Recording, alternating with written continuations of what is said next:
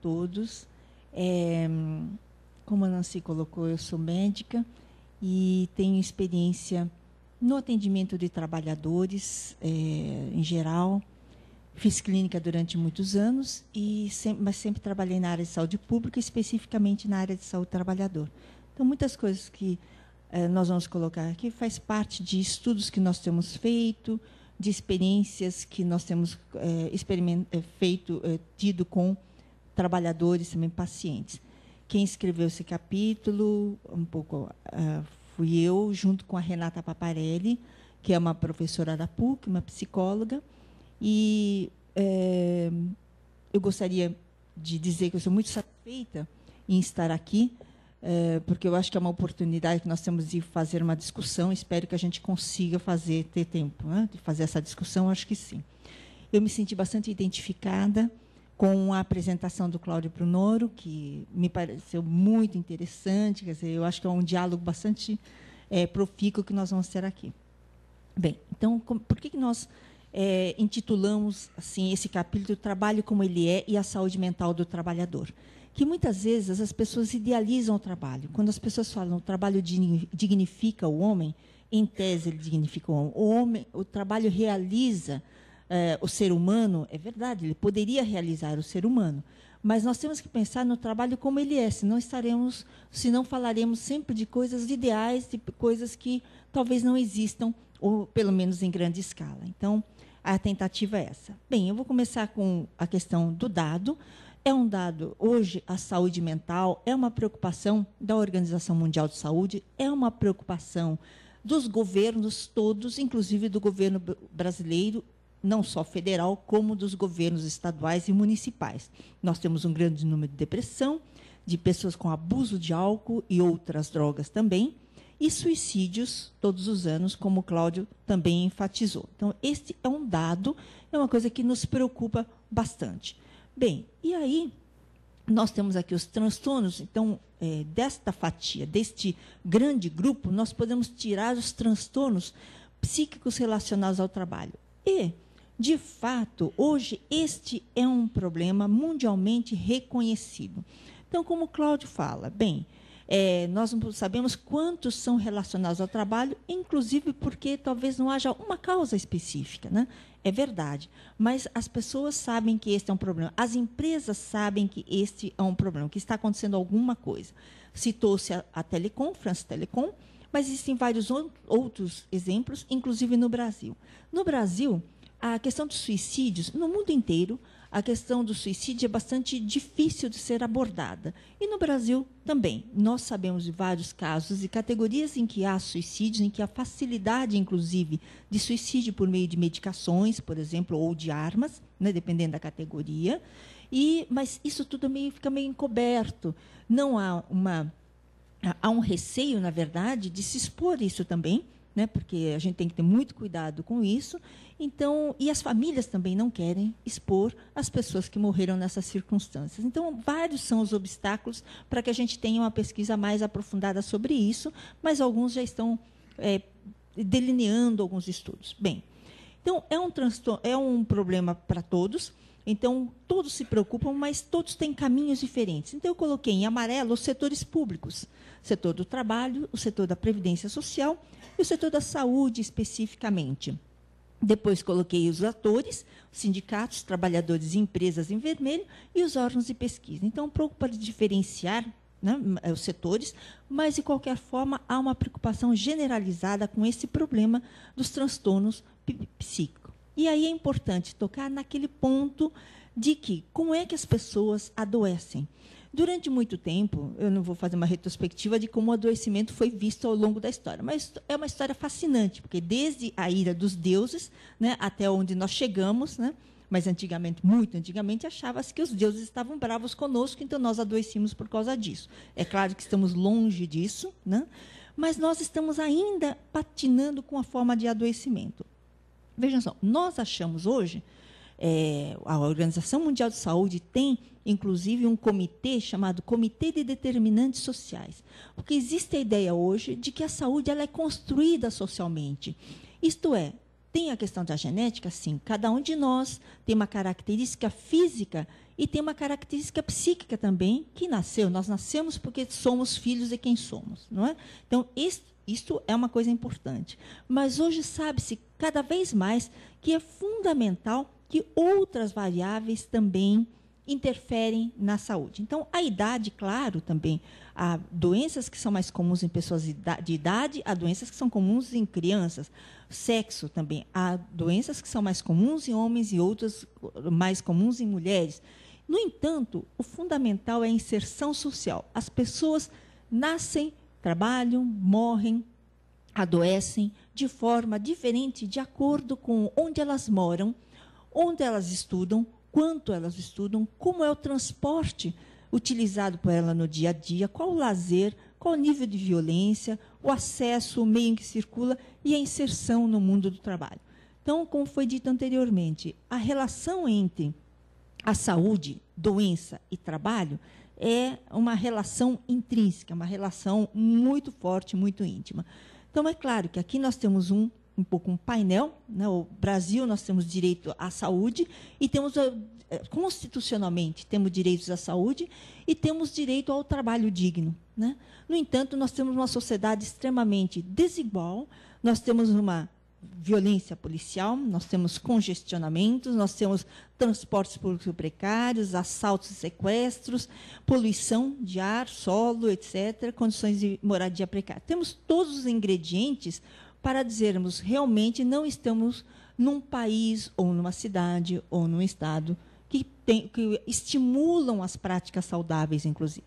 Bem, e quais são as formas tradicionais de adoecimento no trabalho? Tem aquelas doenças que são causadas por um elemento. Então, quem é exposto à sílica tem silicose. Um dia vai ter silicose, não é? Quem são essas pessoas? São pessoas específicas, trabalhadores que trabalham na cerâmica, trabalhadores que trabalham em escavações, que trabalham em minas. Então, são essas populações. Nós, que trabalhamos no escritório, nós que trabalhamos em serviços em geral, ou comércio, não estamos expostos à sílica e jamais teremos silicose. Portanto, nesse caso, é possível nós identificarmos o agente que causa a doença. Então, aqui eu coloquei outros exemplos, como amianto, como chumbo, intoxicação por chumbo. Só terão intoxicação por chumbo as pessoas que têm exposição específica ao chumbo. No entanto, nós temos essas formas chamadas novas, que não tem nada de novo, né, mas é adoecimento no trabalho. São as doenças que normalmente não eram relacionadas ao trabalho, mas que hoje nós sabemos que tem um forte componente de trabalho. São as doenças que são causadas por múltiplas causas. Então, doenças cardiovasculares. Por que as pessoas, então, adoecem de doenças cardiovasculares? Porque os pais tinham propensão, eventualmente, mas existem pessoas que os pais nunca tiveram problema nenhum, nem os avós foram longevos, morreram com 90 anos de idade, e a pessoa hoje tem um infarto aos 45 anos de idade. O que será que aconteceu? Né? Certamente é o modo como elas estão inseridas na vida e no trabalho. Então, isso é uma coisa já bastante estudada, as doenças cardiovasculares relacionadas ao trabalho, as doenças musculoesqueléticas e os transtornos mentais, psíquicos, que são alguns dos exemplos dessas doenças que acontecem no geral, mas que hoje nós identificamos que tem uma forte relação com o trabalho. Então, alguns ingredientes sociais de forma geral. Primeiro, como é que nós vivemos, qual é a nossa vida? Nós temos hoje pouco tempo para reflexão e exercício da criatividade. Basta ver as pessoas mais jovens, quanto mais jovem é, mais as pessoas são estimuladas a não refletir. Elas têm que estar fazendo alguma coisa, sempre mexendo no iPad, no iPod, fazendo alguma coisa. Elas não conseguem conversar. Quer dizer, hoje, dificilmente a gente vai num restaurante qualquer então, e não tem algum jovem, ou não tão jovem, assim, mexendo no computador, em algum aparelho eletrônico, coisa que impede a conversa familiar, muitas vezes. Isso é bastante comum e é uma das queixas das pessoas com mais idade. A inexistência de espaço para ser o que é. Porque, afinal, não é correto ser do jeito que a gente é. Bom, como é que nós somos? Ah, mas eu gosto de fazer tal coisa, mas o que vão pensar meus amigos? O que o meu círculo social também vai pensar? Então, a gente sempre acaba se adequando, se moldando também ao nosso círculo social. Nós temos hoje sempre a obrigação de ser bem-sucedido, quando criança, quando jovem e quando idoso. E quando idoso, nós temos a obrigação de estar bem, sermos velhos malhados, né? Então, hoje parece que é quase com a exigência, né, da sociedade. Então, termos, assim, essa obrigatoriedade. Pouco tempo em família, pouca vivência comunitária, caminhando para um individualismo bastante grande, uma vida ditada pelo mercado, mídia e marketing. Nós temos hoje um consumo enorme, que é uma das causas, inclusive, da poluição mundial, né? Nós jogamos tudo fora, né? E esquecemos que há uma obsolescência programada das empresas, né? Porque senão não gira o mercado, né? Então, acabamos consumindo coisas que não precisamos. Relações pessoais são substituídas por relações virtuais, vídeo Facebook, que está bombando, né? Pelo menos no Brasil, e em alguns países bombam muito, né? E a vida não dura nada, aquela sensação do que o tempo voa. E, ao contrário do que alguns pensam, a intolerância é muito grande hoje, a intolerância às diferenças. Embora nós tenhamos um discurso de que temos que tolerar tudo, em algumas coisas, claro, temos avançado. Mas, no fundo, nós temos uma intolerância às pessoas diferentes. Bem, e o mundo do trabalho, ele é bastante diversificado no Brasil, e o trabalho não é, eu acho que é importante a gente pensar, o trabalho não é um parâmetro como outro qualquer em nossa vida. Ele é central na nossa vida, porque sempre quando nós nos apresentamos, as pessoas querem saber, além do seu nome, o que você faz. Portanto, o trabalho, ele é central na nossa vida, ele é a fonte do nosso sustento, a fonte de nossas dores e das nossas alegrias também, né? Então, ele é fundamental, então ele jamais pode ser dissociado da nossa vida. E o mundo do trabalho, as perguntas que eu coloco, o desenvolvimento da tecnologia, ele tem aumentado o nosso tempo de lazer, o nosso tempo livre, o tempo para o ócio? Será que nós temos melhorado, então, nessa parte? O ócio faz muito bem, né? O pensar, o livre-pensar faz muito bem, mas será que nós temos tido tempo para isso? Eu já falei, né, já demonstrei a minha posição de que não. As pessoas podem ser criativas, podem ser plenas no trabalho, ou elas estão submetidas a regras cada vez mais rígidas, cada vez mais padronizadas, inclusive para atender o mercado. Quando nós falamos de ISOs e outras padronizações, outras certificações de produtos, nós estamos padronizando também a forma de trabalhar, né? O trabalho do mundo atual realiza as pessoas?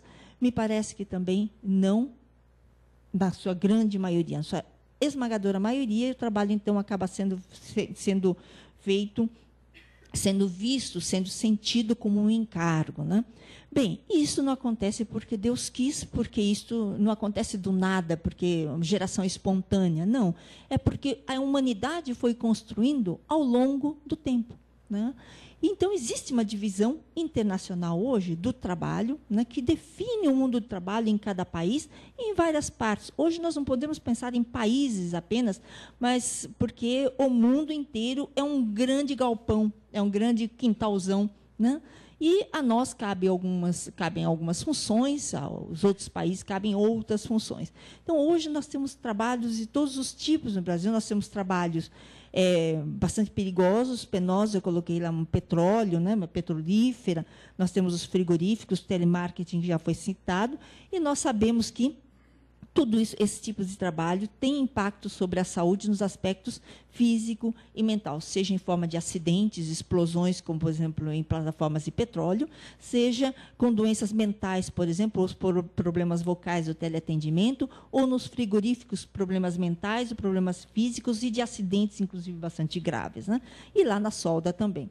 Então, nós temos também, a maioria dos postos de trabalho no Brasil também é constituída também de trabalho não criativo, um trabalho fragmentado, em que um não sabe o que o outro faz, né? Então, são departamentos todos, embora se fale muito em trabalho em equipe, na verdade, trabalho em equipe é apenas um discurso, Existe o sistema de participação em lucros e resultados, individual, inclusive, a participação individual, portanto, cada um fazendo mais que o outro, como o Cláudio mencionou, as metas dos 120%, quem tinha atingido a meta de 120% era o piorzinho da turma, né? Então, isso induz a uma competitividade muito grande, a não ter mais equipes e não ter amigos nos locais de trabalho, porque todos eles são nossos competidores. Isso acaba diluindo, acaba esgarçando o tecido social, o sentido de solidariedade e de reforço da sua individualidade. Quer dizer, nós gostamos de estar em grupo, nós gostamos de sentir a força de um grupo, e isso nós não temos tido mais no nosso trabalho. Então, a existência das metas crescentes, né? A tecnologia aumenta o tempo real em trabalho, celular, todo mundo é alcançado por celular e outros mecanismos também hoje, né? Uma gestão totalmente inadequada, focada na produtividade. Então, essa questão da sustentabilidade, ela não tem 3 pesos iguais, ela tem o foco na sustentabilidade econômica, na grande maioria das vezes, né? E avaliação de desempenho diária, quer dizer, além, a gestão inclui a avaliação, você o tempo todo está sendo avaliado no seu desempenho. Com a terceirização e utilização de estagiários, causando uma grande sobrecarga de trabalho, intensificação do ritmo. Isso aqui eu vou passar rapidamente, que o Cláudio já colocou bastante questão. Então, hoje, o que nós chamamos de modernização, né, na verdade, é uma adequação das empresas ao mercado para que ela tenha a competitividade necessária para se manter no mercado. Bem, ninguém é contra isso, desde que as outras pontas também tenham pesos iguais, essas pontas não têm tido. As outras pontas são justamente o ambiente como um todo e o ambiente de trabalho, a organização do trabalho, o ser humano envolvido nisso, né? Cobrança de metas, produtividade, respeito às jornadas de trabalho, etc. Bem, então eu vou colocar... Bom, aqui eu coloquei um setor emblemático, né? Frigoríficos. Nós sabemos hoje, por exemplo, que frigoríficos têm tomado alguns municípios de pequeno e médio porte e têm adoecido legiões de trabalhadores jovens, de 20, 25 anos, 30 anos. Não só acidentes, como doenças, lesões musculoesqueléticas e também problemas psíquicos. Aqui também o corte de cana, que é um outro setor de ponta no nosso país, também é isso. Nós temos alojamentos considerados degradantes, condições precárias, etc. E um setor de ponta, setor financeiro, que é um dos que mais lucram no país, também nós temos tido assédio moral, humilhações, pressão, metas inalcançáveis, etc., além do risco de assaltos que as pessoas correm. Bem, e aqui o teleatendimento também, não é? Bem, tudo isso, claro, acaba trazendo o quê? Um desgaste, não só físico, como um desgaste emocional, um desgaste psíquico. Então, e o físico, dores gastrointestinais, problemas de úlcera, gastrite, doenças cardiovasculares como um todo, hipertensão, alcoolismo crônico, etc. Bem, aqui é só para dizer quais são as doenças relacionadas ao trabalho no Brasil, consideradas relacionadas ao trabalho no Brasil. Aqui tem 3: demência, delírio, transtorno cognitivo leve, transtorno orgânico de personalidade e tal. Coloquei em amarelo aqueles mais comuns, alcoolismo crônico. Que o Brasil, o consumo de álcool é muito grande, porém, a maioria das empresas e a maioria das pessoas em geral, e mesmo os sistemas de saúde, muitas vezes não identificam aquele alcoolismo ou uso de outras drogas como relacionado ao trabalho. Por que as pessoas usam o álcool? Para esquecerem das agruras do trabalho, para suportarem a pressão, para terem um aumento da performance em alguns momentos. E existe uma aquiescência, muitas vezes, das empresas a essa situação, porque a pessoa começa a aumentar a produtividade em curto prazo. A longo prazo, não. O fígado dele vai ficar ruim, vai ficar com cirrose, e ele vai perder a família, ele vai fazer uma série de coisas. Mas, no curto prazo, as empresas, muitas vezes, acabam ganhando. Então, muitos gestores acabam fechando um pouco os olhos para aquilo, né? E isto acontece bastante, há vários relatos, depoimentos, etc. Episódios depressivos também são bastante comuns no mundo inteiro e no Brasil em particular também. O estresse pós-traumático ele é mais comum do que nós imaginamos. O estresse pós-traumático acontece, conhecido no mundo como um estresse, um estado de um estado de alteração psíquica que vem depois de grandes tragédias. Então, por exemplo, uma coisa muito utilizada foi aquele incêndio que ocorreu lá na boate lá de Santa Maria, né? Então, muitos ficaram com estresse, vão ficar com estresse pós-traumático, então existe um grupo acompanhando, etc. Mas, diariamente, acontece no comércio e nos serviços, particularmente em bancos, porque gerentes e pessoas de caixa e tesoureiros são submetidos a assaltos, sequestros de familiares. Inclusive, eu tive vários pacientes que foram sequestrados, e não só eles, como os filhos foram sequestrados, etc., e eles tiveram que entregar o dinheiro. Aí existe uma outra coisa, existe uma orientação dos bancos. Olha, mesmo em caso de sequestros, vocês não entreguem o dinheiro. Esta é a norma do banco, né?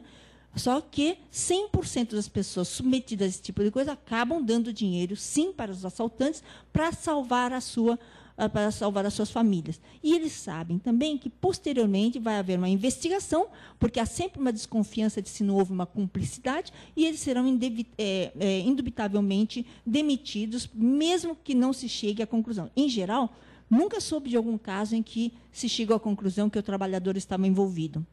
Mas eles são demitidos por via das dúvidas, e sabendo também porque existe esta grande possibilidade de estado do estresse pós-traumático, né? E isso não é uma, duas vezes. Nós temos trabalhadores, muitos depoimentos e pacientes que eu acompanhei ao longo de muito tempo, que tinham 7, 8 assaltos em agências bancárias. Transtorno do sono e vigília também, e a sensação de estar acabado, que é uma coisa muito importante, que vem crescendo no Brasil. É o esgotamento profissional, é a síndrome de burnout. Quer dizer, eu estou queimado, não aguento mais. E aí começa, isso era descrito antigamente, mas entre bombeiros, entre professores, entre pessoas que cuidavam de seres humanos, professores, etc. Mas hoje nós temos visto em muitas outras profissões. São pessoas que não conseguem mais depois ter o mesmo desempenho que tinham antes, porque elas se sentem um pouco, elas vão se afastando daquilo que no qual elas sempre se envolveram a vida toda, tal. Bem, e aí nós temos o quê? Nós temos o adoecimento psíquico, mais centrado no psíquico. Então, e eu faço um paralelo com as lesões por esforços repetitivos. As lesões por esforços repetitivos, na década de 70, existiam, mas não eram visíveis socialmente. As tendinites, tendinocinovites, etc. Elas foram ganhando visibilidade ao longo do tempo, particularmente na década de 80 e 90. E hoje nós temos também uma coisa mais invisível ainda, porque ela não aparece em nenhum exame. A depressão não aparece em nenhum exame, a síndrome do pânico não acontece em nenhum exame. Enfim, é um diagnóstico essencialmente clínico. Então, por isso, ela tem uma grande dificuldade de ser aceita socialmente, inclusive pelos familiares, e muitas vezes elas são motivo para que as pessoas sejam discriminadas e sofram uma grande discriminação, não só no ambiente de trabalho, mas também no meio social, e acabam sendo excluídas. Bem, aqui são as estatísticas, né? Esse último pequenininho aqui é do 2012, é parcial, portanto, desconsidere, né? Mas os outros são, então, o crescimento dos benefícios acidentários por problemas psíquicos. Bem, e aí eu vou falar, então, de 2 atores importantes aqui no enfrentamento desse problema. Falei que vários atores estão querendo enfrentar esse problema. Então, primeiro, como é que é a proteção do Estado? Como é que é o enfrentamento que ocorre por parte do Estado, né? Existe no Brasil, como em qualquer lugar do mundo, a regulação do trabalho, a regulação das relações de trabalho, né? E no Brasil, o modelo hegemônico é o modelo da comissão tripartite. Então, sentam-se trabalhadores, empresários e governo numa mesa de negociação para ver como é que vai se regular a relação da saúde e trabalho. No Brasil, isso aí é o que define as políticas, tem definido as políticas, e existe hoje uma política denominada Política Nacional de Segurança e Saúde no Trabalho, de 2011, que foi publicada em decreto presidencial, né? Então, tudo parece muito democrático, não é? Trabalhadores, empresários e governo, então, numa relação que todos acham que é semelhante, igual. Eu já digo que não é igual. Existem poderes diferentes nesta relação. Então, isso acaba definindo algumas coisas. Um exemplo, então, aqui. eu acho que existe limitações na origem desta política. Por quê? Porque uma das partes, se ela não quiser que haja uma política, a parte tem poder de veto. Então, nessa parte, se o governo falar, não passamos deste ponto, não se passa deste ponto. Se o empresário falar, não se passa deste ponto, também não se passa. E se os trabalhadores falarem, também não se passa desse ponto.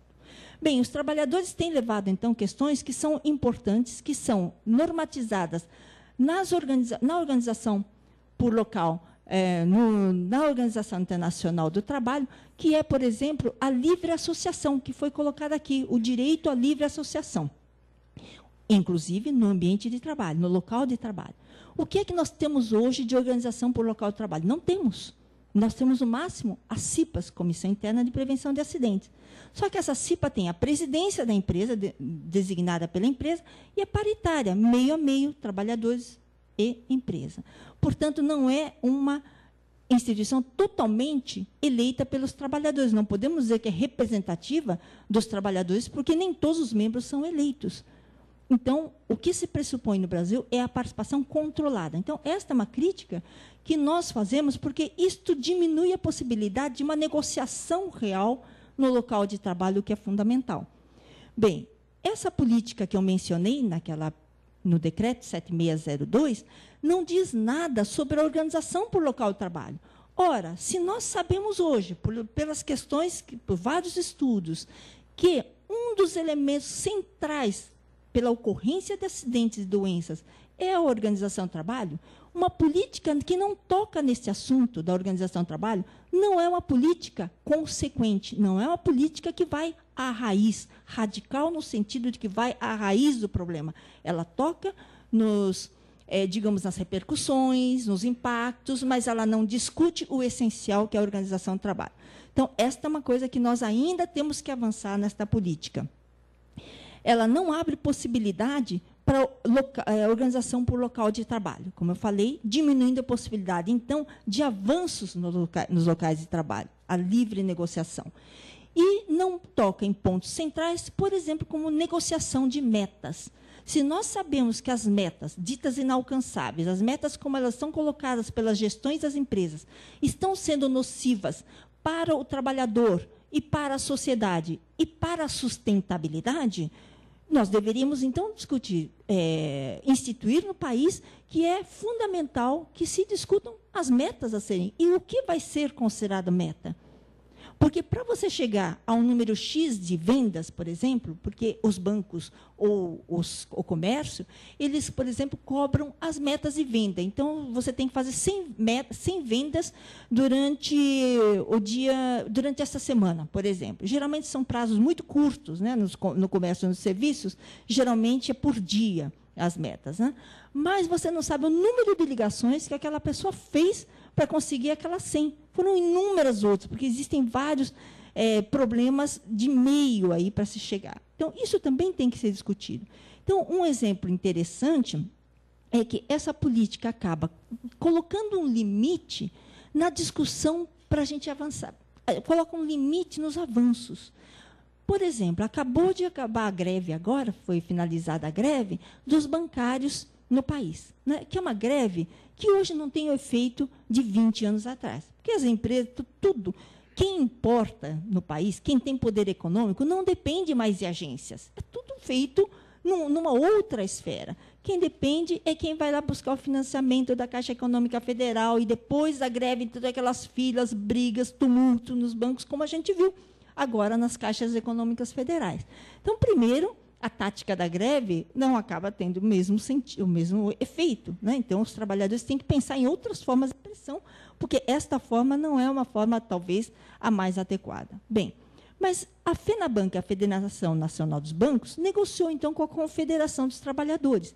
E a Confederação colocou como um dos problemas a questão das metas. Nós queremos negociar as metas. Os bancos falaram não. Não vamos negociar, porque esta é uma questão de gestão, portanto, é uma coisa inegociável, continuaremos da mesma forma. Porém, houve uma aparente conquista, que é a seguinte: os bancos se comprometeram a não telefonar para os celulares particulares dos bancários cobrando resultados. Estávamos conversando no carro. Isto parece uma conquista, mas hoje é um nada em termos de conquista, porque simplesmente os celulares são celulares institucionais, ou então as pessoas ganham o celular das empresas e ficam à disposição da empresa. Mas, mais que isso, é uma denúncia pública de como as coisas funcionam. Quer dizer, hoje, na prática, as empresas mandam torpedos, mensagens e ligam para os celulares particulares das pessoas para cobrar resultado. Olha, hoje você tem que fazer tal coisa, hoje você tem que atingir tal meta. Então, esta é uma coisa, para precisar estar escrito numa convenção coletiva, é porque a situação é bastante significativa na relação trabalhador e empresa, né? Então, acho que, para nós, acho que é uma questão central pensar como isto interfere na saúde dos trabalhadores. Bem, algumas questões que eu gostaria de levantar primeiro, que são coisas velhas e que hoje nós temos que repensar, nós temos que avançar. SESMIT. O SESMIT, todo mundo sabe, o Serviço de Segurança e Medicina do Trabalho das Empresas, né? Ele é focado hoje em produção de documentos. Ele virou pouco executor. Hoje, ele contrata pessoas externas e depois essas pessoas externas fazem medições de luz, medição disso, medição daquilo. Tudo exigido do Ministério do Trabalho. Exigências, na minha opinião, cartoriais, porque grande parte desses documentos não tem correspondência com a realidade. Isso eu posso dizer porque eu fiz análise de vários programas de prevenção de riscos ambientais e de programas de controle médico e saúde ocupacionais. Então, eu recebia isto rotineiramente das empresas, quando eu trabalhava na Secretaria de Estado da Saúde, e fazia análise, e eram documentos, uma cópia uma da outra. E quando a gente vai em ambientes menores, de colegas do Ministério do Trabalho, nós falamos isso, tudo é uma cópia. Quer dizer, é uma cópia, mas ninguém faz nada para mudar, né? É incrível como isso acaba sendo exigido, então, pelo próprio Ministério do Trabalho. Então, essa é uma coisa que eu acho que tem que ser repensada imediatamente, né? Exames periódicos, exames admissionais também, frequentemente são usados como formas de exclusão. Exames de retorno ao trabalho são usados como forma de exclusão de trabalhadores que têm algum problema de saúde. Recentemente, houve um concurso público em que diversos para professores do Estado e vários professores que já atuavam como professores foram eliminados porque apresentavam familiares com depressão, ou usavam óculos um grau muito avançado, ou eram pessoas obesas. Essa situação foi revertida depois porque houve um grande movimento liderado pela Organização de Advogados do Brasil, Ordem dos Advogados do Brasil, não é? E por outros segmentos, mas isto chegou a acontecer muito recentemente. Então, tem sido usado de uma forma bastante indevida. A ênfase nos equipamentos de proteção individual também é uma coisa indevida, porque acaba fazendo com que as empresas protelem as suas mudanças coletivas, as suas mudanças de raiz, e acabem responsabilizando o trabalhador pelo uso do EPI. E hoje, esse EPI está sendo também pensado na área de serviços. Existe uma empresa, por exemplo, que fabricou luvas para o uso de pessoas que usam computador. Então, luvas que emitem raios de infravermelho para diminuir a possibilidade dela sentir dor. Isso é uma coisa nociva se usada durante o trabalho. Ela pode ser usada como terapia, etc., como uma terapêutica, como um recurso terapêutico, mas jamais como rotina, não é? Então, nós estamos vendo tudo isso, o foco na obesidade, no colesterol, então, um pouco essa ênfase, nós temos que controlar o nosso colesterol. Essas são questões de saúde pública, de fato temos que controlar a obesidade, de fato temos que controlar o colesterol, mas esse não é um problema da empresa. A empresa ela faz tudo, muitas vezes, para fugir das questões centrais que são relacionadas à organização do trabalho. E aqui, uma coisa que o Cláudio colocou também, bastante interessante, mas em relação à alimentação, que eu vou falar sobre essa coisa do colesterol. Todas as empresas falam o seguinte, olha, todos nós... Eu ouvi hoje, vindo para cá, também uma coisa falando o seguinte, que... Agora eu já esqueci. Mas é sobre essa preocupação com a obesidade, que é um problema real no Brasil. As crianças são obesas, mas assim, ninguém discute o que faz com que as crianças fiquem obesas. Propagandas do McDonald's e companhia, ninguém controla. em qualquer momento.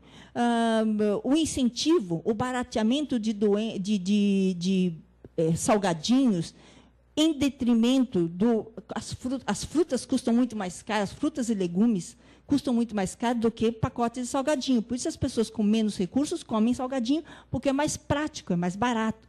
Então, tudo isso acaba aumentando a possibilidade de obesidade. As pessoas ficam mais tempo em televisão, as pessoas são mais sedentárias. Então, existem incentivos para que a obesidade seja controlada, mas não existe um incentivo real na prática.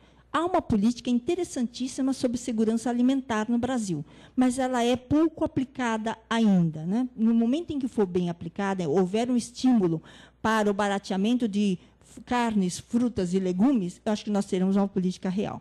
Bem, então, nas empresas também se foca muito a dependência química também, sem se discutir também que a dependência química pode ser provocada por questões de organização do trabalho.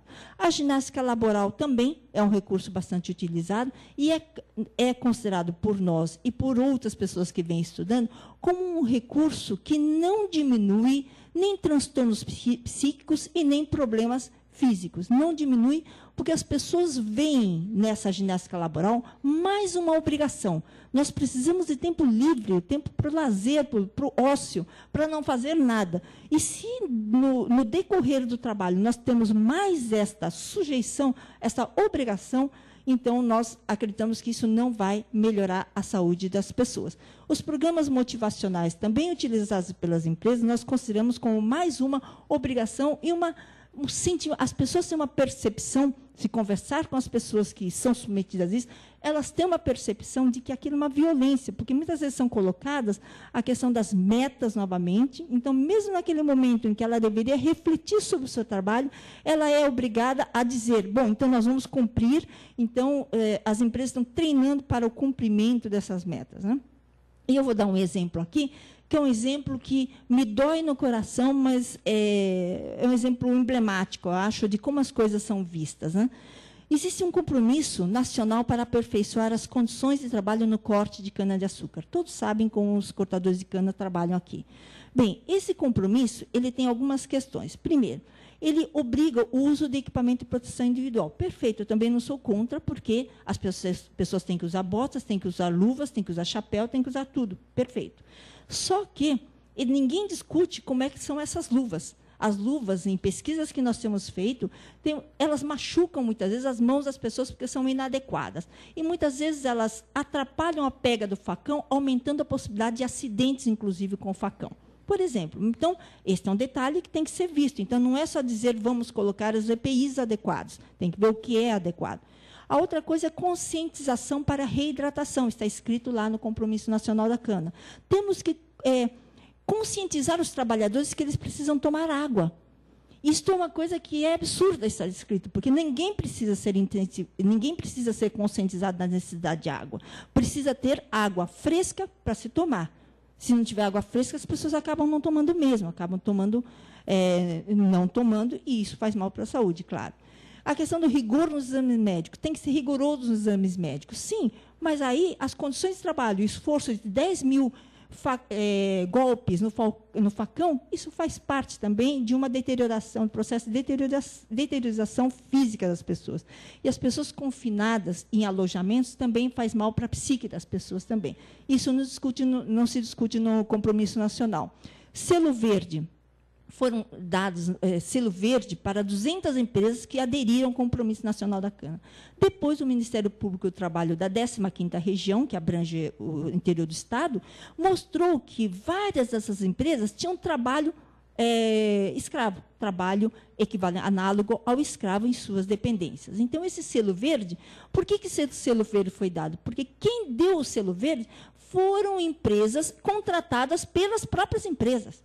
Como é que eu posso dar, então, prêmio para mim mesmo? Isso não existe, mas está escrito lá. E outra coisa que é gravíssima, que fere uma convenção da OIT, é a auditoria privada. Quer dizer, quem é que faz a inspeção dessas condições de trabalho? São as empresas, são auditorias que podem ser contratadas, não são mais do Ministério do Trabalho e Emprego. Então, isso fere uma convenção da OIT e acaba privatizando atribuições que são próprias do Estado. Então, isso é uma coisa... depois, se vocês tiverem curiosidade, vocês vejam no YouTube, tem vários discursos das autoridades exaltando isso, mas esse compromisso nacional da cana, explicitamente, embora se chame aperfeiçoamento das condições de trabalho no corte de cana, explicitamente foi pensando em atender o mercado e aumentando, mais uma vez, a sustentabilidade econômica em detrimento da sustentabilidade do ambiente de trabalho e em detrimento da sustentabilidade humana. Então, bem, obrigada. Então, é isso que eu queria pontuar um pouquinho. Eu escolhi esses dois, um pouco o Estado, quanto o Estado está devendo para a sustentabilidade humana e sustentabilidade do meio ambiente, e como as empresas também vêm também sem compreender e sem estímulo, né, para se empenhar nisso, vem também contribuindo para esses milhões de pessoas que estão com depressão, com abuso em álcool, etc. A gente só vê os números crescendo, mas acaba não conseguindo intervir diretamente na origem desse adoecimento que está sendo bastante importante no país. Obrigada.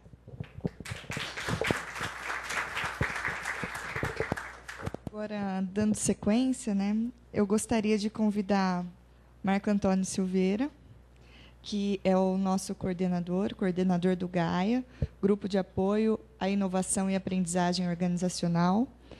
Ele é doutor, mestre, engenheiro com experiência em gestão empresarial, acadêmica e tecnológica, através de atividades de direção, assessoria, ensino e pesquisa.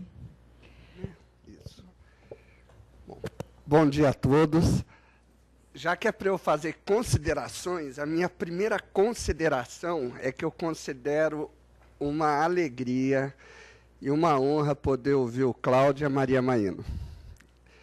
E considero também uma alegria estar aqui com vocês dentro desse projeto, desse espaço que é financiado pelo CNPq, que é esse projeto Manhãs da Inovação.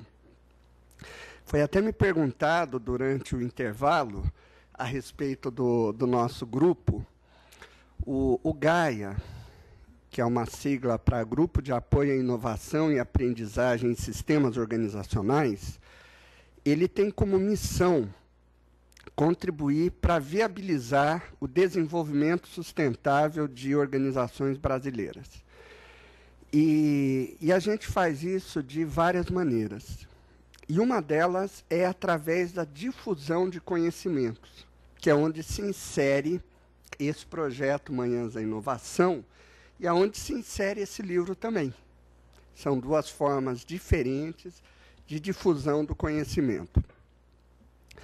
E essa questão da sustentabilidade no sentido abrangente, como foi colocado agora, é uma questão de grande interesse e relevância, mas que ainda nem todos temos uma plena consciência de como que estamos, indivíduos, famílias, empresas, sociedade, país como um todo, sendo impactados e ainda negativamente por essas questões. A sabedoria popular diz que saúde é o bem maior. Tem um ditado que fala, saúde e paz, o resto a gente faz. Isso nós vamos começando a ficar mais conscientes, principalmente em relação ao avanço dos anos, as idades. Né? Aqui tem vários jovens. Hoje, dificilmente, quando vocês se cumprimentam no aniversário, falam assim, saúde, né? Mas, para nós, já é o principal desejo, porque, tendo saúde e a paz, né, o resto a gente faz, e faz mesmo. Né? Principalmente esse conceito de saúde da Organização Mundial de Saúde, que é um conceito bastante abrangente, fala que é um bem-estar físico, mental e social. Interessante, né? Saúde, um bem-estar físico, mental e social. Como assim um bem-estar social? O Dejus, que é um pesquisador que faz trabalhos bastante relevantes dentro dessa área de harmonização dentro do mundo do trabalho, ele tem uma definição de saúde que eu acho ainda mais interessante, mais instigante. Ele define saúde como potencial de vida. Acho muito bela essa definição, saúde como potencial de vida, que é isso que é mesmo. Um rabino brasileiro escreveu um artigo que eu deixei durante alguns meses pregado na minha sala de trabalho, que ele dizia assim: as pessoas querem viver 200 anos e não sabem o que fazer num domingo à tarde. Né?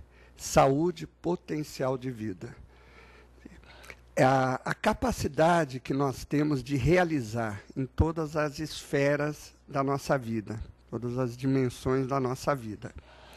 E o que nos interessa a todos que estamos aqui nessa sala, de maneira mais específica, é o mundo do trabalho.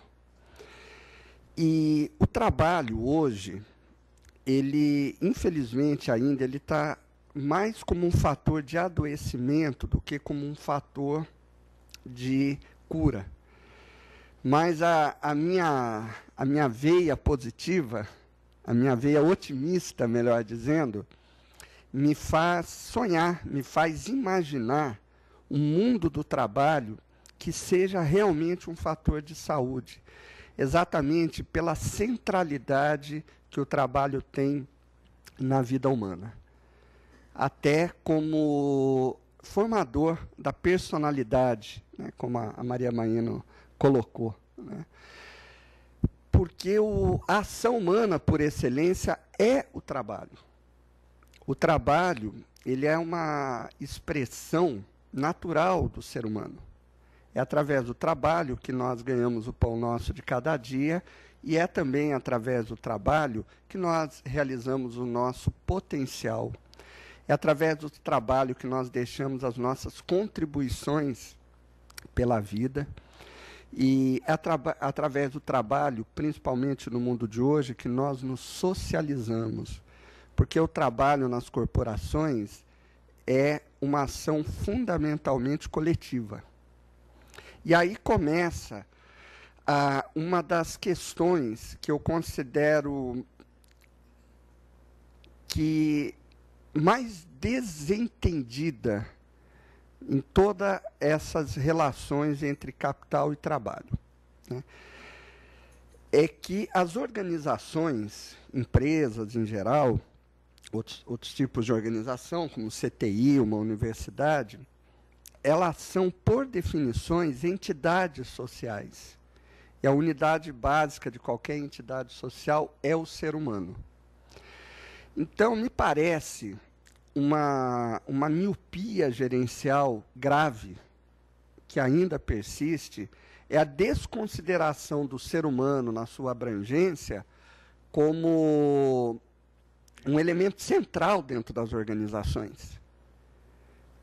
Nós temos um histórico das relações de trabalho que é bastante perverso e que vai se tornando cada vez mais problemático em todas as dimensões da sustentabilidade, inclusive na dimensão econômica.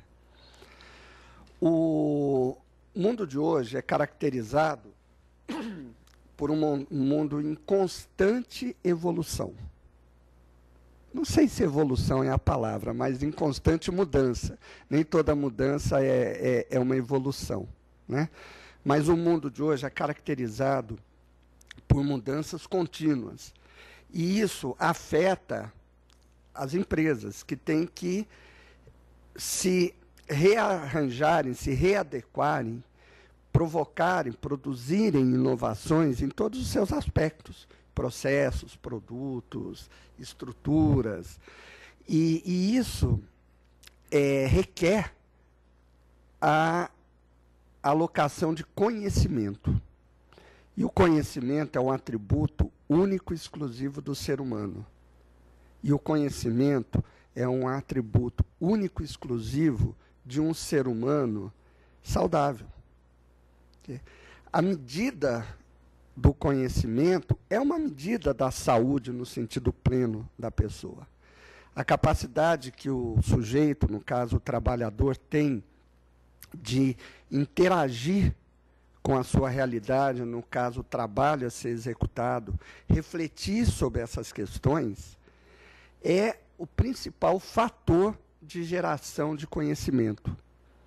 Então, um trabalhador alienado, ele tende a gerar conhecimentos de qualidade menor e menos abundante. Então, se nós olharmos, inclusive nessa perspectiva do conhecimento como um ativo econômico, que nós denominamos hoje de capital intelectual ou capital mental, né, a gente começa a perceber a insustentabilidade, inclusive econômica, dos modelos empresariais vigentes. Então, nós aqui, no Gaia, nós adotamos um caminho de buscar desenvolver conhecimentos, pesquisas, gerar publicações, ressaltando o capital intelectual, ou seja, o conhecimento que agrega valor, como um instrumento para a sustentabilidade das organizações. O Cláudio colocou a questão da sustentabilidade como a geração de uma situação, de um estado de ganha-ganha, ou ganha-ganha-ganha, ganha-ganha, ganha-ganha, né? Que é o princípio mais elementar do bom senso. Alguma coisa só é sustentável ao longo do tempo, ou seja, ele só se mantém em condições minimamente satisfatórias quando as partes envolvidas estão sendo beneficiadas de alguma forma. Então, por que é tão difícil a gente alcançar esse estado? Porque no frescobol da vida, né, que é a metáfora que ele usou, que eu acho muito interessante mesmo, né, isso acontece tão pouco. Né? Uma das razões é que toda relação ganha-ganha é também uma relação perde-perde. Porque é impossível se maximizar o ganho de todos os agentes, atores, numa determinada situação. Por exemplo, nesse exato minuto, nós formamos uma coletividade aqui dentro de mais ou menos 40, 50 pessoas. Cada um de nós, nesse momento, tem uma prioridade. Cada um de nós, nesse momento, tem uma necessidade específica.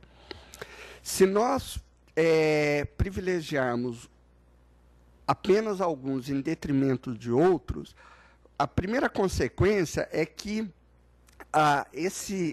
essa relação ela começa a se deteriorar, algumas pessoas vão querer sair, outras pessoas vão ficar insatisfeitas, e, de alguma forma, o coletivo vai ser afetado negativamente. Essa situação do trabalho é uma situação que afeta todos os atores que existem na sociedade, seja ator que está dentro ou fora da organização.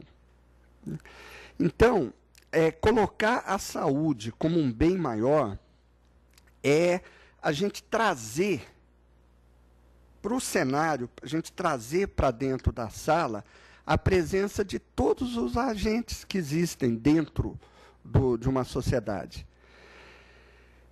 Quando uma empresa ela trabalha com uma visão de maximização de lucro, a visão do lucro é necessário, relevante, ética, aceitável, enfim, a empresa precisa ser lucrativa. É condição de saúde organizacional. Uma empresa que tem um balanço negativo de receitas e despesas é uma empresa doente.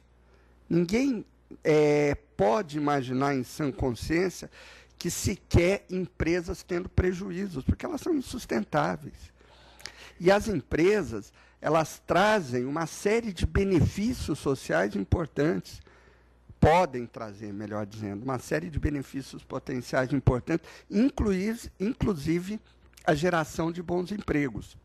O problema é quando um desses agentes, no caso, os proprietários da empresa, estabelecem relações onde a maximização do lucro é a premissa central. Porque, mesmo do ponto de vista econômico, se nós analisarmos as perdas e ganhos de uma relação desse tipo, a gente vai perceber que, no fundo, aquela organização ela está gerando prejuízo se considerarmos a sociedade como um todo. Por quê? Porque o conceito de externalidade, ou seja, os efeitos que são provocados por uma ação local em outras esferas, elas acontecem também na dimensão social. Quem paga o tratamento do trabalhador adoentado? É a empresa ou sou eu e você? Então, nós temos casos, a Maria Maeno citou do setor bancário, mas a gente conhece várias outras situações em que os trabalhadores são estressados em todos os sentidos da palavra, o que vai gerar uma série de prejuízos, uma série de poluições sociais de difícil mensuração, mas de efeitos absolutamente tangíveis e objetivos. Por exemplo, se o tempo de ocupação daquele membro da família, geralmente um responsável, o pai, a mãe, ele é retirado da convivência familiar, por exemplo, vai haver um efeito direto na educação dos filhos, provocando uma série de problemas durante décadas. Problemas esses que serão arcados por todos nós. Isso sem contar os custos diretos, previdenciários do sistema público de saúde. E, além disso, além dessas externalidades negativas, eu imagino que todo mundo entenda o que é isso, né? Nós fazemos uma festa aqui, pegamos o lixo, jogamos no terreno do vizinho, isso é uma externalidade negativa. E nós ainda não entendemos todas as externalidades negativas ambientais. As sociais, então, nós estamos muito longe de perceber e quantificar. Mas, na medida em que nós começarmos a entender isso, nós poderemos, por exemplo, começar a reverter políticas públicas. Quer dizer, muito do dinheiro que é gastado no sistema de saúde para se curar a doença poderia ser utilizado no sentido de prevenir as doenças em todas as esferas da vida, inclusive e talvez até principalmente no ambiente de trabalho. Porque as organizações, elas são um agente central da construção da sociedade que queremos. E dos relacionamentos humanos. É nesse sentido que eu vejo que uma construção de organizações mais saudáveis é um dos meios mais efetivos de transformação social. Inclusive porque o nível de governabilidade dentro de uma empresa é muito maior do que na sociedade como um todo. É muito mais fácil cultivarmos valores de respeito à vida, de respeito ao outro, valores de ética, num ambiente menor, né, de 100, 200, 500 mil pessoas, do que num país de mais de 200 milhões de habitantes. Então, é um bom local para a gente começar as transformações positivas que o mundo está precisando. Inclusive, aproveitando essa condição natural do ser humano, que é ser um ser social. Assim como o trabalho ele ocupa uma um papel central na vida do ser humano, essa nossa condição de ser social não é um detalhe. Não é uma coisa de ser loiro, moreno, alto, baixo, magro e gordo. É uma questão central do ser humano. Então, a força do grupo, ela pode auxiliar, inclusive, as pessoas a superarem suas próprias limitações individuais.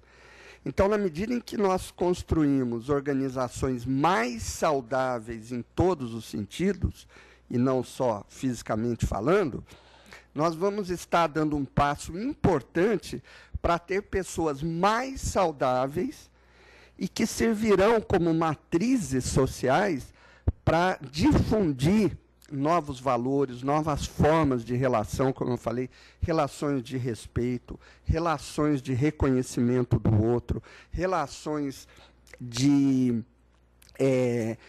valores baseados na ética, na sinceridade, na transparência, né? Num processo que tem tudo para acontecer de uma maneira virtuosa, né? De multiplicação cada vez maior disso aí.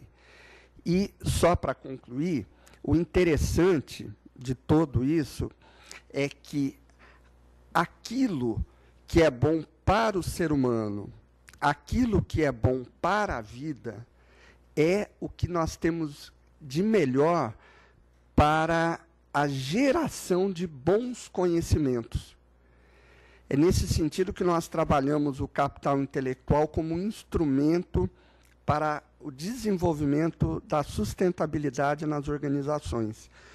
Porque a busca da relação ganha-ganha não é uma coisa trivial. Para a gente ter relações ganha-ganha, é preciso que se foque em elementos que tragam benefícios a todos os envolvidos. E esse é um campo extremamente fértil em que todos estarão sendo beneficiados. É quando nós estivermos promovendo pessoas melhores, com capacidade de reflexão, que saibam conviver, porque o trabalho em empresa é essencialmente um trabalho coletivo. Então, nós aprendemos a conviver, aprendemos a respeitar o outro, aprendemos a olhar o outro, aprendemos a nos colocarmos a nossa opinião com respeito, aprender o diálogo, aprender a prestar atenção no que está acontecendo em torno de nós. Então, isso tudo é bom para todos os envolvidos, é bom para o trabalhador, é bom para a empresa, é bom para a família dele, é bom para o cliente e é bom para a sociedade como um todo, né? Então, com o aviso do celular aí, eu quero chamar aqui para a gente aumentar agora a nossa interação com todos que estão aqui na sala, a Maria Maino e o Cláudio, e deixar aberto aí para reflexões, perguntas, ponderações, todos que estiverem presentes, pedindo só a gentileza de se apresentarem antes de falar, tá bom?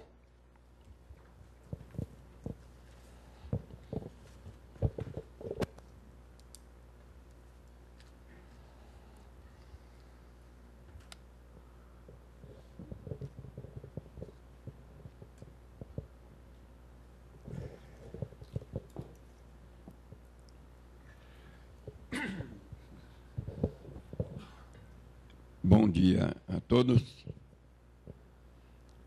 Agradecer a oportunidade de uma manhã como essa. Acabei de comentar com um dos palestrantes e colocar a seguinte questão.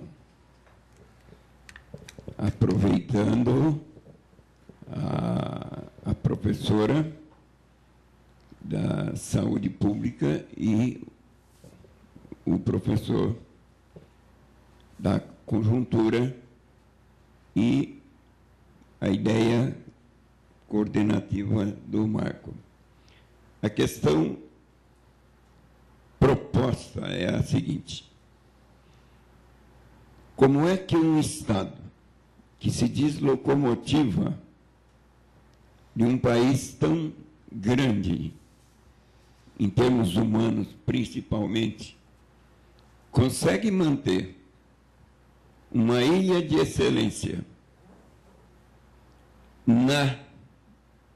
como, por exemplo, na Universidade de São Paulo, e com a Fundacentro, que é federal, como é que nós conseguimos manter ilhas de excelência com uma empresa enorme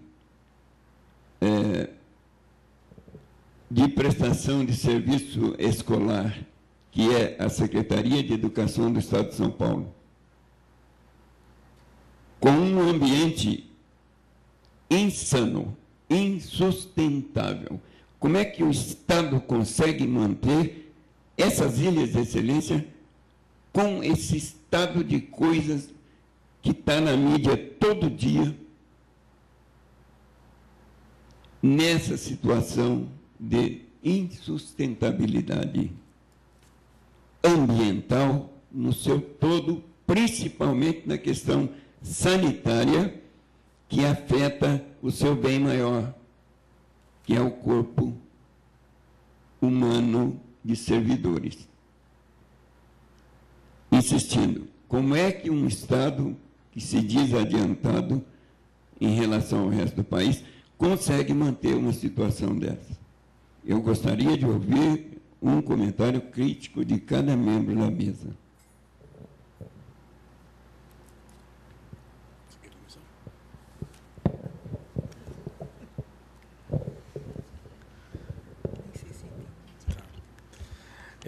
Eu penso que a questão que está sendo trazida talvez venha no sentido de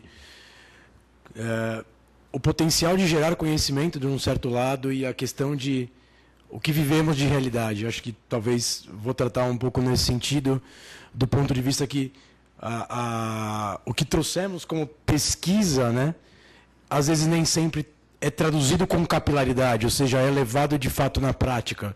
Talvez não só uma dificuldade do Estado, talvez uma dificuldade até das empresas, aliás, bem relacionado com o que eu vi na minha pesquisa. De uma certa forma, faz tudo muito sentido o que nós falamos. Por outro, tá bom, e como é que a gente traduz isso na prática? Eu acho que tem um pouco essa questão. Colocar essa dicotomia entre o mundo da Secretaria da Educação, eu acho, em detrimento das outras instituições, eu colocaria talvez ambas como vivenciando o mesmo desafio. Se por um lado tem uma geração de conhecimento imenso e rico nas universidades, nos centros de pesquisa, por outro, eles também vivenciam questões semelhantes do mundo da educação, do ensino médio, do mundo da educação de outros lugares. Ou seja, as questões universitárias são semelhantes também. Também estão permeadas nessas discussões, e também não sei se eu vejo um privilégio delas. A diferença é, talvez, uma questão de como que é possível a gente já ter tanto conhecimento e tanta consciência de como está e não conseguir transformar. Acho que não é uma questão limitada a nós da mesa, eu acho que é uma questão de políticas públicas, é um desafio muito maior do que o que nós podemos prover com os nossos resultados aqui. Mas fica um desafio, né? Como lançar essa capilaridade, né? Como dar visibilidade ao que nós já sabemos e precisamos bater. De uma certa forma, eu pelo menos tenho uma compreensão de que eu acredito que nós estamos num discurso contra-hegemônico. Ou seja, existe um certo caminho em que todo mundo acredita e toda vez que a gente vai falar sobre isso, todo mundo acha muito bonito, todo mundo acha muito certo, mas é muito desafiador e muito difícil, portanto, vamos desencanar dele. Uma hora tem que começar. A sensação que eu tenho é que talvez uma grande mudança é que não dá mais para esconder, não dá mais para se enganar, não dá mais para deixar velado. Todo mundo sabe. Então, talvez nós estejamos passando do momento de inconsciência de tudo isso para o momento de consciência. Ou seja, o que sabemos é diagnosticar. Como resolver? Talvez ainda não. Temos alguns caminhos, temos talvez uma estrela-guia, vamos dizer assim, para nos nortear. Melhor do que não saber. Porque senão ficaríamos navegando para qualquer canto. Melhor saber onde queremos chegar do que navegar para qualquer canto sem saber. Agora, o que efetivamente, de fato, isso precisa ser feito, eu acho que são coisas grandiosas. Estamos, de uma certa forma, começando ou podendo transmitir esse conhecimento num microcosmo, que talvez, eventualmente, se espalhe, ganhe força. Mas Esse é o poder transformador que nós temos hoje, vamos dizer assim.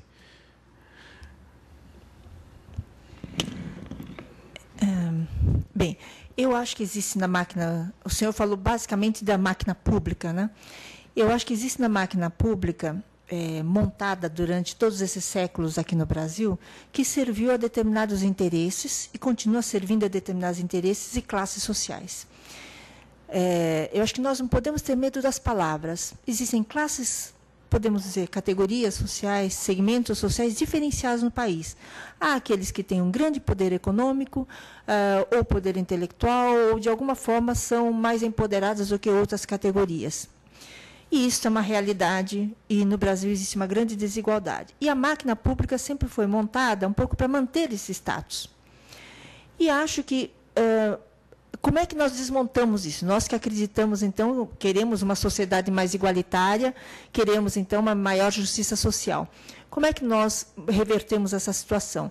Eu acho que não há mágica, porque muitos acreditam que, colocando um presidente da República que seja comprometido, teoricamente, com as classes sociais subalternas, você resolveu o problema. Ou elegendo deputados que são também mais ligados às causas populares, também nós resolvemos o problema, ou colocando um secretário de Educação mais voltado às necessidades da população em geral, nós resolvemos o problema. Não acredito. Isso faz diferença, mas eu acho que é fundamental que nós todos participemos, que nós desenvolvamos mecanismos de participação constante e cotidiana nos rumos do país, do Estado, dos municípios. Se a gente não conseguir isso, o que acontece é que mesmo pessoas comprometidas com uma igualdade social não são capazes, sozinhas, de desmontar essa máquina burocrática construída ao longo dos séculos. Essas pessoas são assodadas pela agenda colocada no geral, ela já vem pautada, e elas acabam deixando de lado e colocando as questões que ela julga prioritárias para o final da fila. É essa a experiência que eu tenho visto, eu tenho testemunhado nesses anos que a gente tem trabalhado no poder público. Portanto, eu acho que é importante que cada um de nós se associe, faça um coletivo, a gente solte fumacinha, sabe aquela coisa de juntar assim, pessoas que pensam de um jeito, pensam do mesmo jeito, a gente vai juntando no país essas pessoas que estão pensando para poder fazer um coletivo, uma frente contra-hegemônica. Eu acho que é a única forma. Nós temos a nosso favor justamente a tecnologia. Nós temos a favor internet, temos a favor todas as formas de comunicação que seriam impensáveis há 20 anos, há 30 anos atrás, né? Então, eu acredito nessa forma. Eu vejo, como o Cláudio e a Maria Maíno falaram, e estão ressaltando 3 grandes questões, 2 de resolução assim, muito difícil mesmo a médio prazo.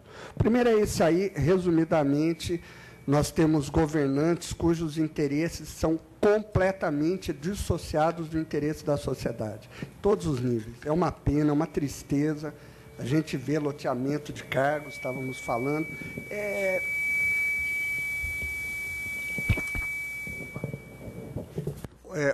os critérios de escolha são baseados em outros interesses, que não da sociedade, que não da competência. Gente, todo mundo aqui é maior de idade. Um grupo de 5 pessoas, a gente consegue perceber o efeito de uma pessoa sem capacidade. O que acontece? Agora, imagina colocar essas pessoas sem capacidade nesses cargos todos que a gente vê na República, no Estado e no município, pessoas, por exemplo, em cargos de ministros, de secretarias, de fundações, sem a menor capacidade e conhecimento da área, porque só pode dar o que a gente vê acontecendo no Brasil.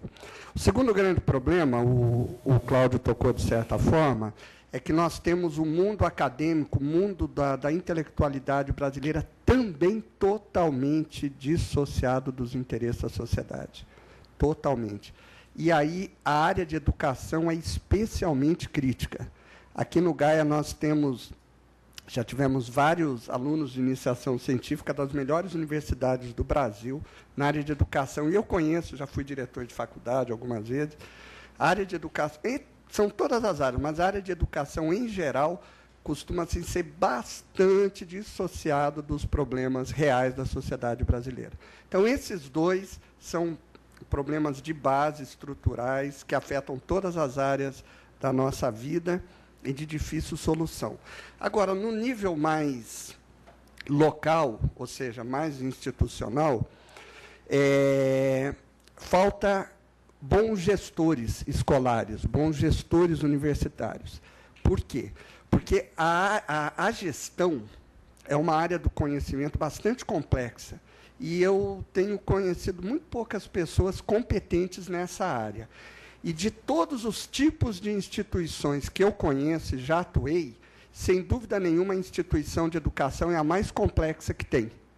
Então, ao contrário do que possa parecer, tem um nível de complexidade gerencial bastante grande, né? E, enfim, é uma área que eu atuei bastante tempo, eu não vou entrar em detalhes mais técnicos da questão, mas o produto é de altíssima complexidade, um curso, né, considerado um curso, a forma como ele se dá, a matéria-prima é o conhecimento, os atores têm que interagir. Então, tudo aquilo que a gente quer que aconteça, por exemplo, numa linha de produção mais simples possível, tem que acontecer num nível muito mais profundo no ambiente educacional, o que quase não se vê por aí. Então, basicamente, são isso. Interesses dos governantes dissociados das necessidades da faculdade, um mundo acadêmico que produz conhecimento mais focado nos seus interesses pessoais do que nas necessidades coletivas, e um déficit de competência em gestão educacional em geral, em todos os níveis.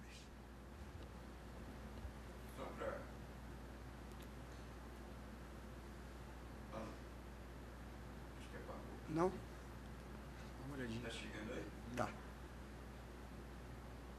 Só para aproveitar, pegar uma carona, Marco, a respeito de gestão, e a título de informação a quem possa interessar e não esteja sabendo, a Secretaria de Educação do Estado de São Paulo está fazendo uma intervenção nessa questão da gestão. Ela acaba de instalar uma escola na tentativa de melhorar a gestão para melhorar o ensino.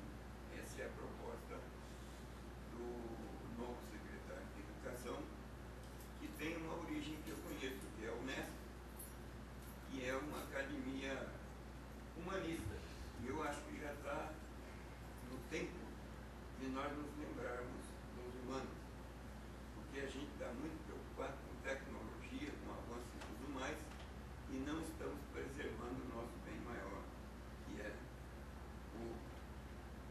posso chamar de capital humano, é isso? Capital humano eu entendo como sendo o conhecimento e as competências que vêm do ser humano. É algo que vem a fonte é o ser humano. Então, posso.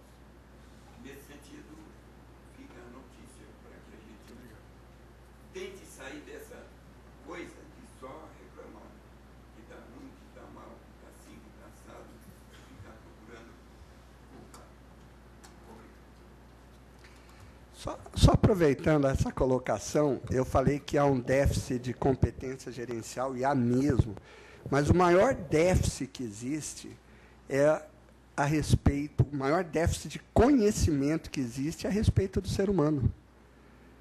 Muito dos erros que nós cometemos tem origem num desconhecimento profundo do ser humano.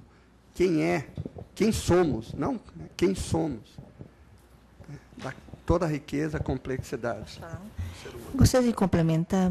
O Marco tocou, acho que, em questões bastante importantes, inclusive porque conhece bastante este campo da educação. Eu queria acrescentar uma coisa. Tudo depende também de que ser humano você quer formar numa escola, né? Que ser humano, você quer o ser humano que atenda ao mercado que aí está? É um tipo de formação. Você quer um ser humano que atenda ao mercado que está mas que tenha uma visão crítica que faça avançar outras questões humanistas? O que nós queremos? Então, essa é uma discussão que não pertence somente a gestores, pertence à sociedade. E eu tenho a impressão que no Brasil a gente tem pouca cultura em discutir isso, a não ser superficialmente nas eleições. E muito superficialmente. Acho que a gente não consegue fazer, no nosso dia a dia, momentos de reflexão sobre que ser humano nós queremos formar, por exemplo, na área da educação. Porque as políticas públicas, elas podem ser de diversos matizes. Pode ser uma política pública para perpetuar o que está aí, ou pode ser uma política pública para colocar mudanças. A gente vê alguns sinais de mudança, sim. Em algumas universidades, a gente tem visto essa discussão, mas ainda é muito incipiente, né?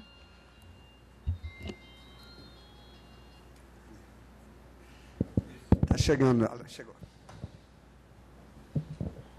Bom dia, meu nome é João Guilherme, tenho 70 anos, trabalhei 37 anos numa empresa de 4.950 funcionários, fui o gestor de recursos humanos, gestor de pessoas durante 32 anos, morei 2 anos na Alemanha, sou professor universitário há 42 anos, fiz mestrado em educação e estou tentando meu doutorado no sábado.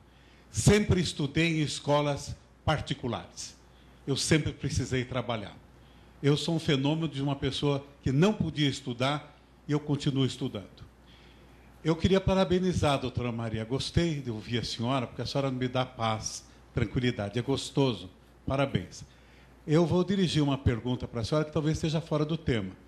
Mas eu ando muito preocupado com a vinda desses médicos cubanos, não sei se eles são realmente médicos, mas estão chegando a centenas e centenas, deixando a sua família, os seus filhos, por 3, 4 anos, lá longe.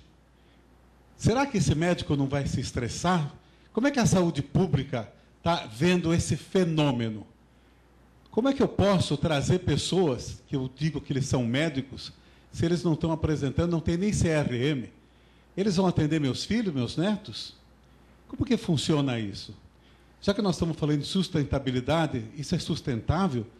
A senhora é médica, né? Gostaria de sentir como é que a senhora vê essa situação. Muito obrigado. Eu acho que é difícil a gente falar em poucas palavras, mas, assim, primeiro, eu acho que nós temos que pensar em como essa questão tem sido tratada. Quando um país quer desenvolver um determinado produto, uma questão estratégica, o que ele faz? Ele não busca cartorialmente as pessoas, não analisa currículo. Isso é para peixe pequeno. Peixe grande é o seguinte: quem é que está fazendo no mundo e eu pego essa pessoa, ofereço vantagens para ela vir no meu país e desenvolver tal coisa. Como nós tivemos fuga de intelectuais importantíssimos no país na época da ditadura, outros países se valeram desses intelectuais que nós formamos com nosso dinheiro nos outros países. Bem, então, eu acho que essa discussão não pode ficar somente na questão do CRM ou não. Eu acho que esse é um ponto. Eu acho que nós temos que fugir da agenda que foi colocada. A questão principal no Brasil é como é que está o sistema público de saúde. O Sistema Único de Saúde, que constitucionalmente é para todo mundo de forma igual, ele não se encontra dessa maneira. Bem, um dado que é importante é 70% da verba pública do Sistema Único de Saúde é destinada à compra de serviços privados. Então, 2 coisas nós precisamos no Sistema Público de Saúde. Mais verba, sim, sem dúvida, porque o Brasil fica abaixo do Uruguai, fica abaixo da Argentina, fica abaixo da Costa Rica, fica abaixo de vários países equivalentes, digamos, do bloco do terceiro mundo, na questão da verba para a saúde. A União, por exemplo, hoje, ela não tem a obrigatoriedade de dar verba para os municípios. Então, os municípios que não têm forma de arrecadação específica para a área da saúde, os municípios arcam do seu orçamento, elas jogam para a saúde. Então, elas estão consumindo sua verba orçamentária para a questão da saúde. Portanto, tem que ter essa lei, uma aprovação de lei que destine uma porcentagem mínima da União. Esse é um ponto. Mas nós temos que ter também um redirecionamento também de onde vai essa verba, para onde vai, com transparência. Não é compra de qualquer serviço. Nós temos que dedicar à área pública a isso, para que não fiquemos reféns de uma área privada que, evidentemente, visa o lucro. A saúde não pode visar lucro. Então, eu acho que nós não podemos cair nesta armadilha, discutir a questão dos médicos. Essa coisa dos cubanos, eu não tenho nenhuma... Eu acho que eles têm, culturalmente, nós temos mentalidades diferentes. Entende? Então, eu acho que o médico brasileiro jamais iria... Eu digo isso, infelizmente, nós perdemos muita coisa. Os médicos não são mais humanistas hoje. Os médicos são tecnocratas. Os médicos hoje têm uma formação extremamente tecnicista, não pensa no ser humano de uma forma integral. O excesso de especialização sem uma base sólida clínica tem nos deixado de uma forma muito comercial até. E os médicos brasileiros pensam, fazem medicina muitas vezes não por causa do ideal, mas sim por causa do status social e econômico. Essa lógica eu gostaria que mudasse. Agora, outros países, eu sei que, por exemplo, na França, eu sei que os médicos são mais humanizados. Por quê? Porque eles são mais vinculados à saúde pública. Em outros lugares também. Então, acho que a gente tem que fugir um pouco dessa discussão do médico e tal, mas discutir o sistema e o que nós queremos desse sistema. Mas eu estou preocupado com eles como seres humanos. Vai deixar a família 4 anos lá? Vai ficar 4 anos sem dormir com a esposa? Nós deixamos... As crianças deles ficam... Por que não traz a família? Eu sempre importei mão de obra, técnicos, eles vinham com a mulher, com os filhos.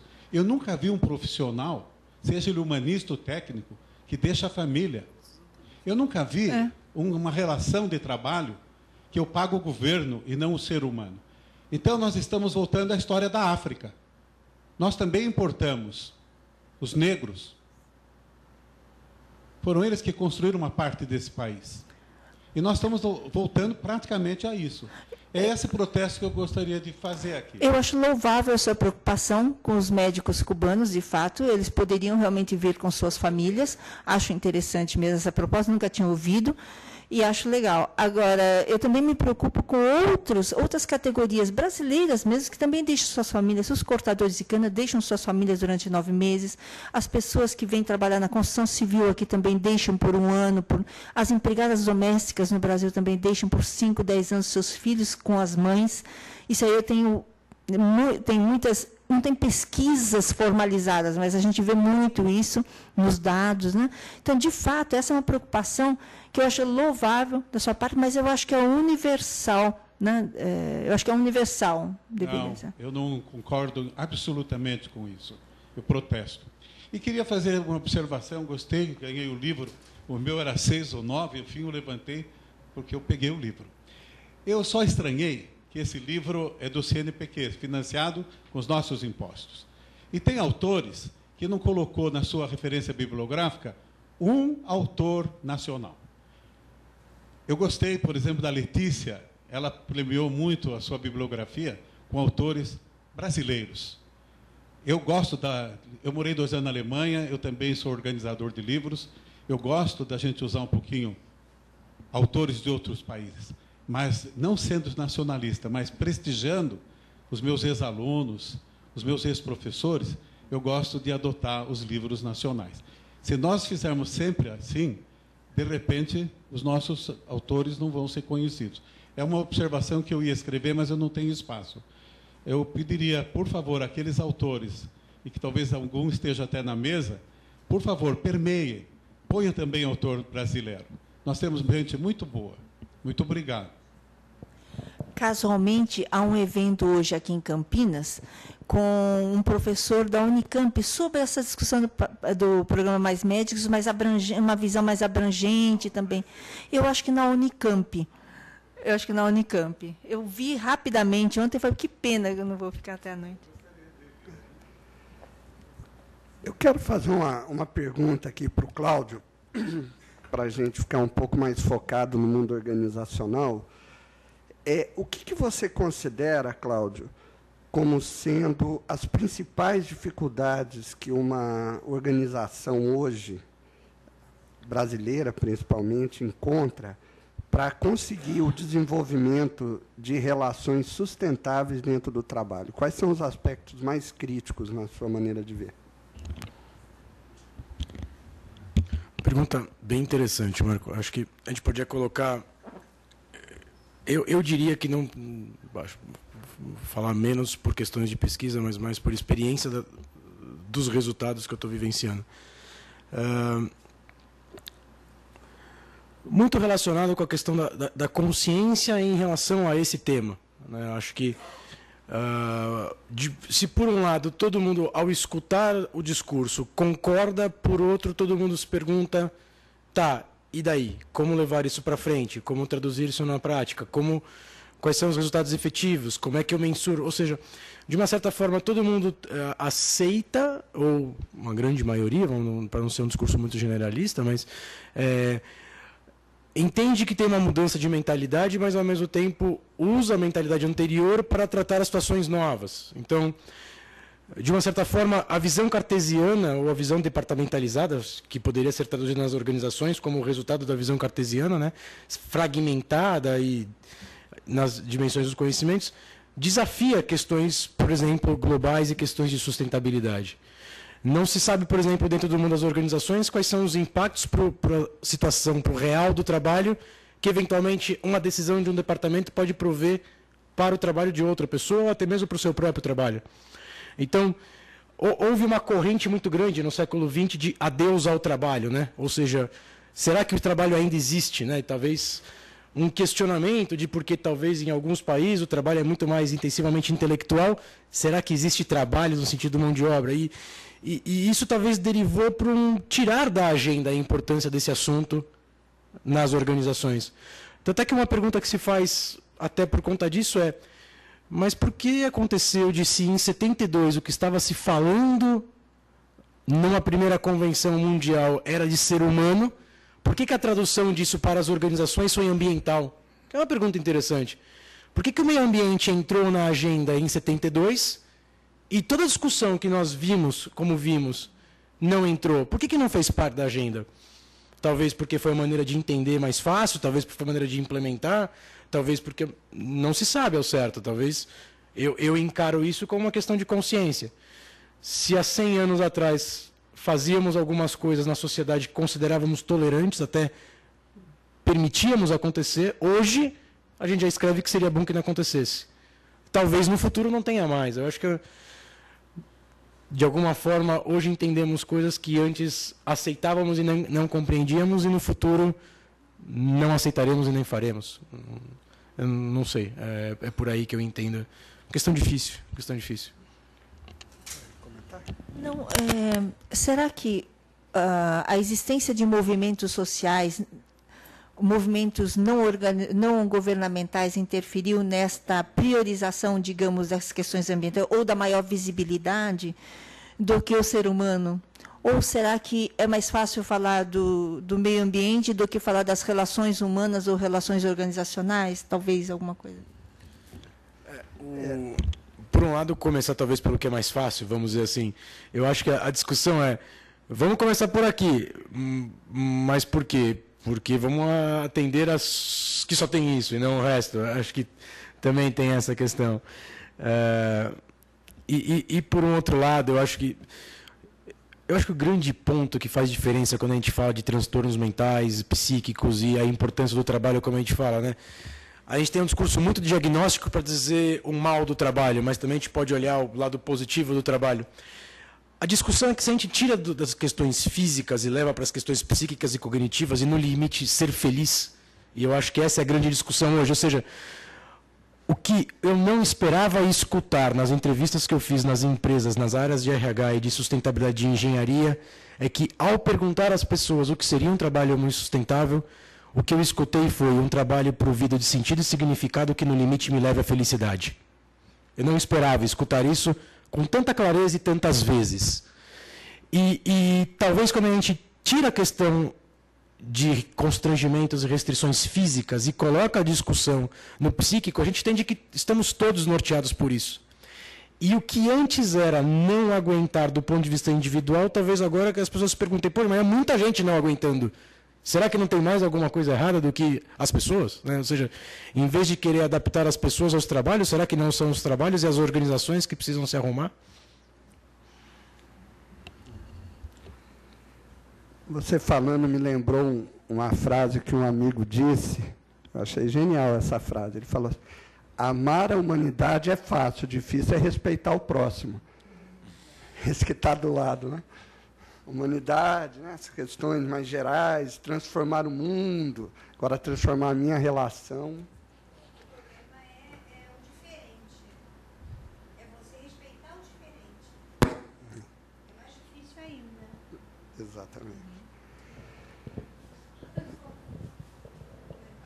A gente tem tempo para mais uma pergunta, se alguém tiver.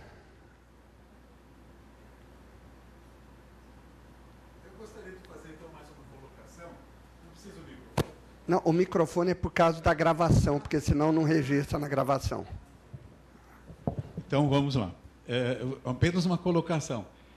Quando a gente tem as transparências, e a gente não pode falar na hora, depois a gente perde. Eu falei para o Cláudio, que eu gostei muito também da apresentação dele, e eu só senti falta de uma palavra num determinado gráfico, acho que era o 5º gráfico, quando tinha tudo que nós precisamos, tal, direitos humanos, e tal. Mas também nós precisamos pôr um pouquinho lá deveres humanos. Chega de tantos direitos humanos. A gente precisa também cobrar os deveres humanos. E da mesma forma, eu gostaria muito de colocar, quando nós vimos aquela parte do suicídio, aliás, o Japão e a Suécia ainda é recorde em suicídio. E são países tão evoluídos. É quando a gente viu lá violência policial, um dos motivos. Pois é, eu queria colocar recentemente numa estatística, num artigo que eu li, a categoria que mais se suicida no Brasil são os policiais. E aí eles estão como algozes novamente. O policial, quando ele não age, nós reclamamos. Não tem polícia. Quando ele age, nós falamos, ele bate demais. Quando ele prende, o juiz solta. Como é que fica a cabeça desse ser humano? Eu quero falar agora em ser humano. O médico cubano é um ser humano. O policial é um ser humano. Eu fui muito católico. Até o dia que eu fui no Morumbi ver João Paulo II. E lá no Morumbi, ficamos cantando, liderados por um padre de gosto muito duvidoso. E ele incentivava a massa. João, você é o nosso rei, aquela coisa. Em determinado momento, o Papa chegou. E os policiais que davam guarda ao Papa entraram e circundaram todo o Morumbi, olhando para o povo e o Papa entrando. E o povo, em pé, vaiaram os policiais, jogaram lata de cerveja no policial. O policial estava ali representando a segurança do Papa. E eu vi que esses católicos não queriam mais andar com eles. E eu deixei, a partir daquele dia, o catolicismo. Eu só queria colocar isso porque a gente precisa ver com uma certa realidade o ser humano. Eu também peco muito contra o ser humano. Eu tenho preconceito, às vezes sou impaciente, tudo isso. Mas há certo momento que me dão respostas que é para tapar o sol com a perneira. Essa história dos médicos cubanos clama à humanidade. Não se tira um chefe de família, um pai, e traz durante 3 anos aqui para servir um governo que nós não sabemos onde eles vão nos levar. Pode gravar, não tenho medo. Mas é isso que nós estamos precisando, alguém vir em público e falar. E a família deles? Tragam eles também. Que trabalho que eles vão dar se a família fica longe? Ele não tem saudade do filho ou ele não é humano? Tem dó, isso é um absurdo. Então eu gostaria, mesmo em relação aos policiais. Eu tenho um irmão, perdi um irmão num assalto. E eu cobrei, poxa, não tinha polícia. Mas quando o policial age, nós também somos contra.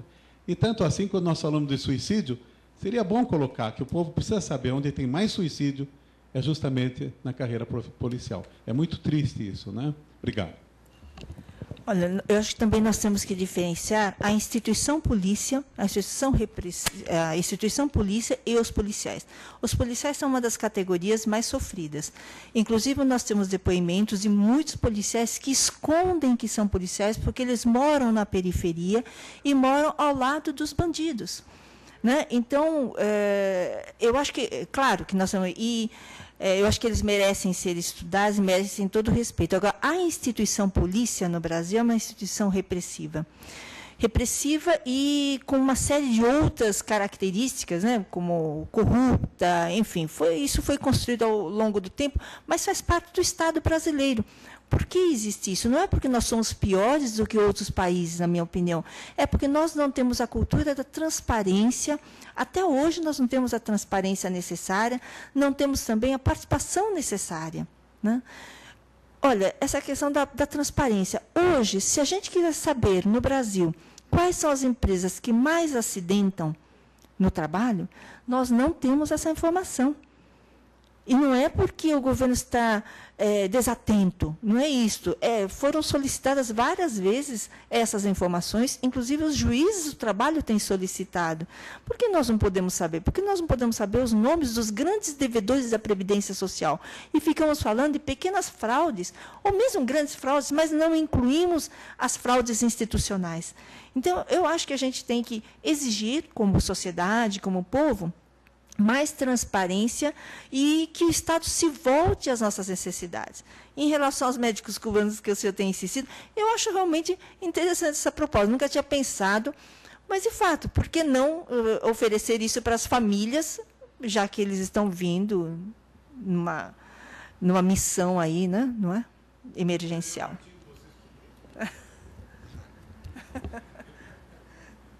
Quer concluir? Maria Maenas, quer falar mais alguma coisa? Bom, eu agradeço a presença de todos aqui, em especial dos nossos palestrantes de hoje, que são pessoas aí com uma capacidade de comunicação muito boa, conseguem colocar com clareza, expor com clareza questões de relativa complexidade. Agradecer a presença de todos vocês aqui. Nós teremos a próxima edição da Manhã da Inovação no dia 12 de novembro. E, em breve, nós vamos divulgar a agenda e contamos aqui com a participação presencial de todos, mas também outras formas de interação. Se vocês tiverem algumas questões, podem nos encaminhar. A Nancy falou em relação ao livro. Esse é o terceiro livro que nós estamos publicando. Todos eles foram custeados pelo CNPq, então eles não têm custo nenhum. E nós temos a versão eletrônica também para quem quiser. Tá? Então, um abraço. Agradeço também a equipe de apoio aí que viabilizou essa edição de hoje. Tá? Uma boa tarde a todos.